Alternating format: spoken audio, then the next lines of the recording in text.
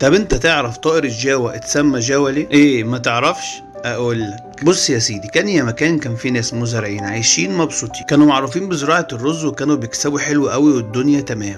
لا مش تمام، لان مش هما بس اللي كانوا بيحبوا الرز، لان في الوقت دوت طلع لهم في المقدار عصفور بيعشق الرز لدرجة انه كان بيهاجم اي محصول واي ارض مزروع فيها رز او شعير او حتى شوفان. والعصفور ده نجح جدا في البقاء وعدده زادت جدا لدرجة ان سكان الجزيرة ابتدوا يلاقوا منه من ذكائه ومن كتر اكل الرز. الجزيرة دي بقى يا سيدي اسمها جزيرة جاوا، وعشان كده العصفور اللي عامل قلق ده اتسمى على اسمها، على اعتبار يعني انه موطنه الاصلي. انا لو عليا كنت سميته رزة من حبه في الرز.